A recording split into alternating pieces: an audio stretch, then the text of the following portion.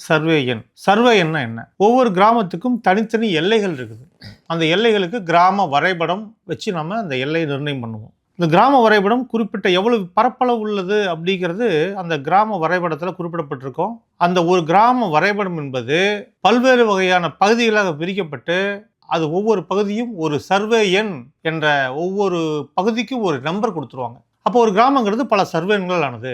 அப்போ வில்லேஜ் மேப்பில் இருக்கக்கூடிய ஏரியா பல சர்வே எண்களால் பிரிக்கப்பட்டு 1 முதல் 400, 450, 500 அல்லது 200 ஏதோ அங்கே எவ்வளவு ஏரியா இருக்குதோ அதுக்கேற்ற மாதிரி பகுதி பகுதியாக பிரிக்கப்பட்டு அது ஒவ்வொரு ஏரியாவுக்கும் ஒரு நம்பர் கொடுத்துருப்பாங்க. அந்த நம்பர் தான் நம்ம என்ன சொல்லுவோம்? சர்வே எண் அல்லது புல எண் அப்படின்னு சொல்லுவோம். புலம்னா இடம், இடத்தோட நம்பர், இடத்துக்கு நம்பர். சர்வே நம்பர் எதுக்கு பயன்படுது அப்படின்னு பார்த்தீங்கன்னா, அந்த எஃப்எம்பியில் ஒரு வரைபடமும் எவ்வளவு ஏரியா அப்படின்னு கண்டுபிடிக்கிறதுக்காக சர்வே பண்ணும்போது அதன் சௌரியத்துக்காக அந்த நம்பரை குறிப்பிட்டிருக்காங்க. ஏன்னா இந்த இடம் யாருக்கு உரிமை அப்படின்னு சொல்லணும்னா அந்த இடத்துக்கான ஒரு எண் வேணும். அதனால தான் அந்த எண்ணை குறிப்பிட்டிருக்காங்க.